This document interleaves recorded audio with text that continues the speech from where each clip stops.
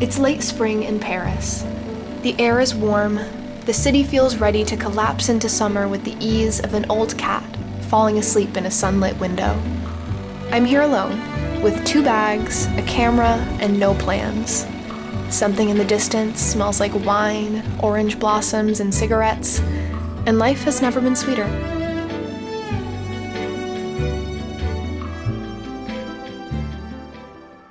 Welcome to Paris. This is so crazy. I kind of can't believe I'm here. I only knew that I was going to Paris like a month ago. Later this week, I'm doing social media content for a company that does women's retreats in the south of France. And while I was booking my flight, I was like, the flights to Paris are a lot cheaper than the south of France. So I guess I have to go to Paris. I guess I have to go to Paris. Je vais à Paris. Je vais en France. So I got in yesterday morning. I took a red eye. So I spent like 2 or 3 hours just stewing in this hotel room. I was like half napping, but also half being like, no, I need to stay awake to fight the jet lag. But I'm really glad I napped instead of just trying to stay awake. And then I spent the rest of like the evening just kind of walking around, getting my bearings in the city. And I've been starting to get a little taste of the culture and I love it. Oh, I had a conversation with my Uber driver, which was my first full conversation ever in French. It was a little rough, but I'm really proud of myself for doing it. And he was saying like, you know, Paris is so full of magic. It's not like anywhere else in the world. And he's right. Paris has been like my #1 bucket list destination for literally my entire life. So number 1, booking flights and hotel. Every time I hit the book button and then I would see the receipt, I would get like a rush of adrenaline. But also I was so like in the back of my mind nervous that the city would not live up to the expectation. But so far it has, and it has like surpassed it. Because last night after dinner, I had an early dinner, so I was finished with dinner at like 7. I just like walked through the city. But on a Monday night at like 8 p.m, the city was still like so alive. And I went to the Place de Concorde. It was beautiful. And it sort of reminded me of how like movies portray the college experience, which is so random, but like hordes of people were just like sitting out on the grass, enjoying the sun, having picnics, hanging out. There were like live musicians everywhere. It was a lot of girls like around our age. They were just like singing, and then they had their backtracks and their music, and like there were crowds around them, and everybody was so supportive. And the sun was setting over the park, and there were street performers blowing bubbles and kids chasing them. And then when it started getting cold and I started walking back to the hotel, there was like this incredible jazz band playing music over the Seine. So I just stood and like hung out and vibed for a little bit. So today I want to spend more time just like being a little more free-flowing, letting the wind take me, with a focus on getting immersed in the culture, trying good food, and exploring. And I just can't wait. I want to get a croissant and I want to eat it in a park. And then I want to go to museums.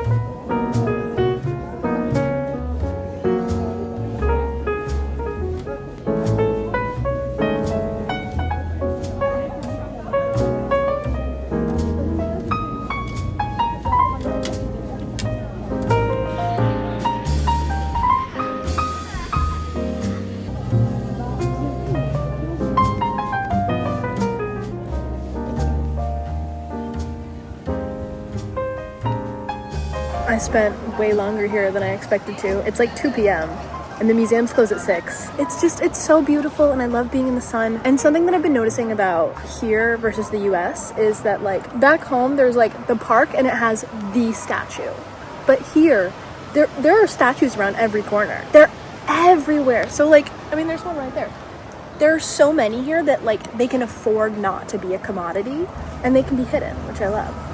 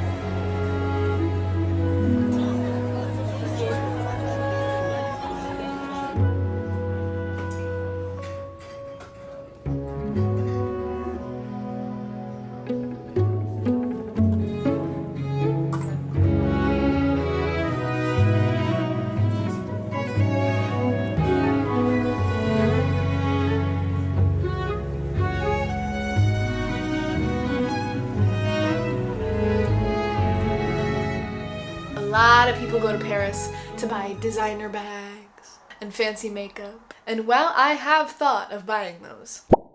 My big haul was from the bookstore. I have always wanted to go to the Shakespeare and Company bookstore. I didn't know it was in Paris. I thought it was in London for the longest time. So when I was researching for this trip and I found out it was in Paris and it was really close to my hotel, I freaked out. Instead of going home, not home, here, going to hotel home and taking a nap, I went to the bookstore. So let me show you what I got. So obviously they have the tote bags. I think these are so cool. And they came in 2 different colors. So I did get a red one too. So that way I can either like use one and keep one pristine, or like use both and swap them for my red and blue moods. I'm overthinking this.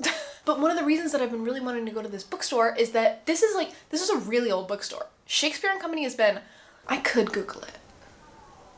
Anyway, I'm reading A Movable Feast by Ernest Hemingway.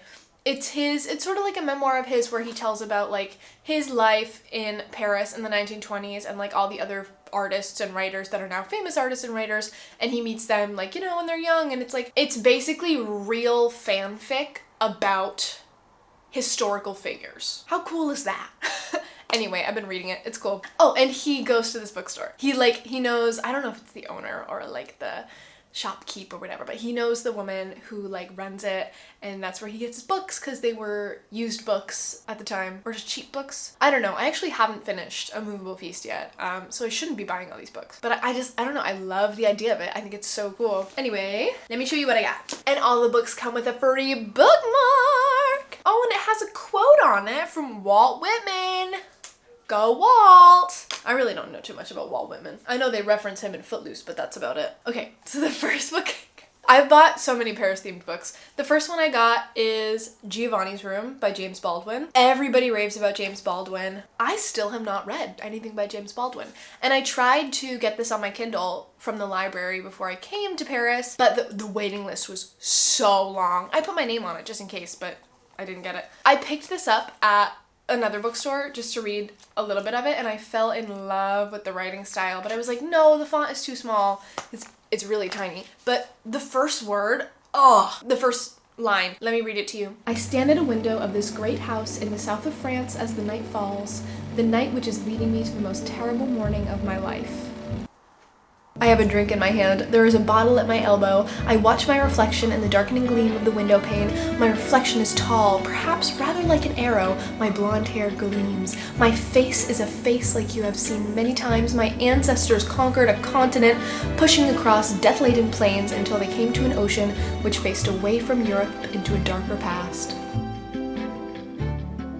Sorry, that's gorgeous. I think I'm gonna end up reading a lot of James Baldwin after I read this. And it's gonna be worth fighting through this teeny fucking tiny font. Next, all the quotes on the bookmarks are the same. Obviously, you know I'm a poetry girl. I got this Emily Bronte collection of Poems from the Moor. Usually I'm not nearly as good at reading like classic poetry than I am at reading modern poetry, but I would like to get better, and this, I opened it up and I read a couple in store and I was like, wow. I mean, I know the Bronte sisters are good, but I like this shit a lot. Book number 3, Andy Warhol, Beauty. I didn't know that Andrew Warhol wrote a book. I visited the Andy Warhol Museum in Pittsburgh and I loved it. It's small, it's thin, it was inexpensive, so I bought it. I got this one as a gift. It's a really pretty copy of Their Eyes Were Watching God by Zora Neale Hurston. It's like shiny. All of like the UK and European editions are here and I'm obsessed with them. I've been so tempted to buy so many books just because they have the European covers, but I know that I can't because it's not like a wise financial decision. Then the last 2 things I got are both surprises. This might be in French.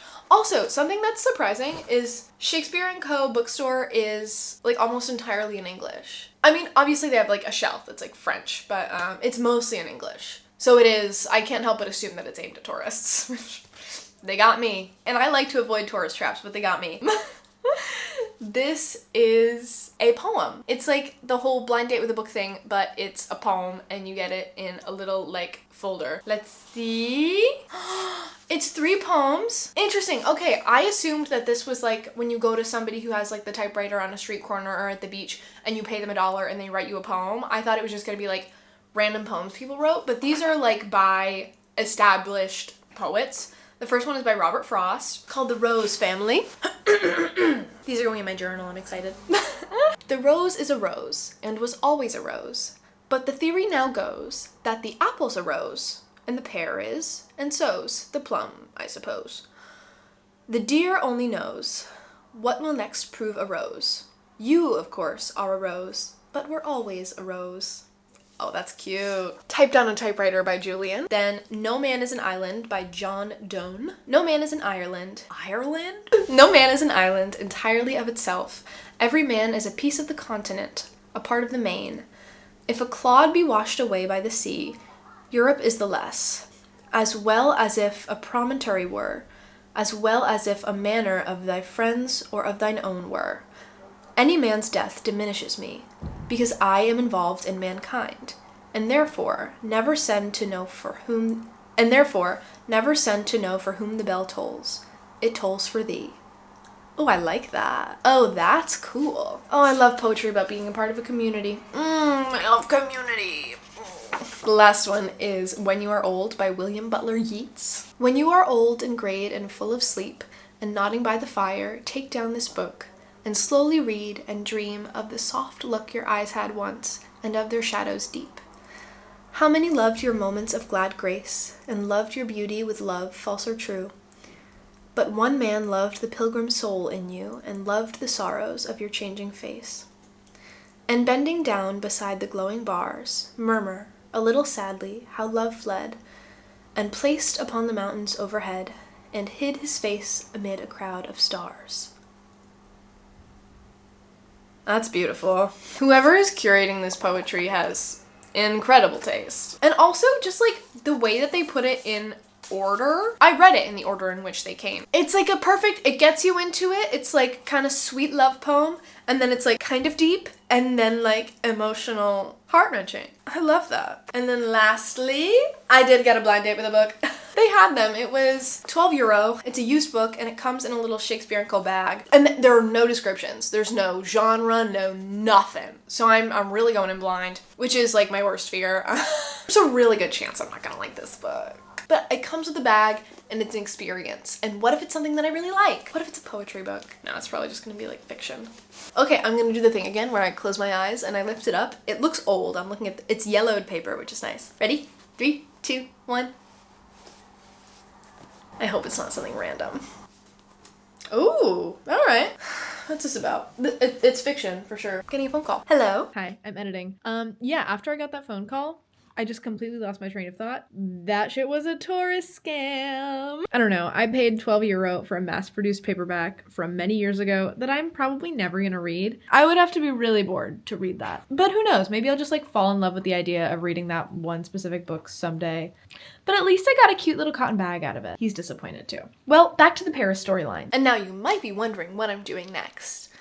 And so am I. There's a universe where I stay in. Maybe open up the windows, draw something, write. There's also a universe where I go to a jazz bar, and there's also a universe where I go to one of the restaurants right down the street from my hotel. That's like literally within eyeshot. And I don't know which universe is gonna be this one.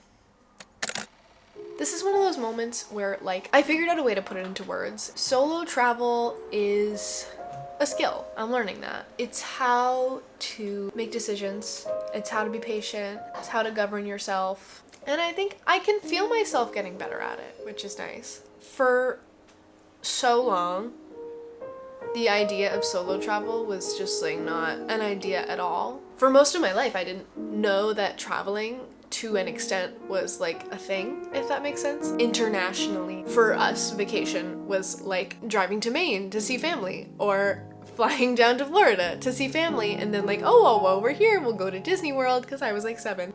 I always thought that there had to be like, you got like the opportunity to go there and then you form the trip around that. So I was seeing somewhere like Europe as like a once or twice in a lifetime thing, which very well, it likely still may be. I didn't see it as like, number one, somewhere that I could buy a ticket to, or number two, somewhere that I could ever afford to buy a ticket to. Because I went to school for theater and the mindset around money was, number one, you're lucky if you get paid. And number two, you're gonna have to work 3 jobs to survive for your entire life. Which is true for so many Americans, regardless of if you're in theater or not. Or not even just many Americans, for like many, many people in the world. I don't know, it's not lost on me how incredible it is to be here. And to be here so young. I do think about it a lot. Like, I really had no idea that I was gonna end up here, and here I am, and it's insane. And like, I have the urge to make the absolute best out of everything and milk as much as I can out of the city, which like, obviously I should do. I should make the best of it. And I will. It's just how to make the best of it.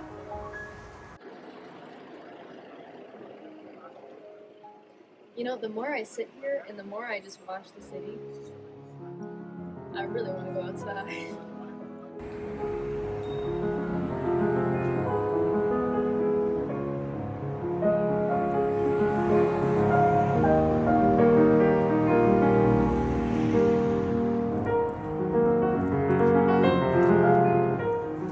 Something that makes Paris feel a lot safer at night is the presence of outdoor cafes. Because like, obviously outdoor cafes are like a huge part of French culture and they're everywhere. You know that from one Google of Paris. The entire social scene is outside. If you don't want to, you don't need to walk on a single street to get somewhere that doesn't have an outdoor cafe on it. Like, there are at least 20 people who can see you at all times, which makes it feel a lot better. Like, I'm gonna walk alone at night and I feel completely safe. That's huge.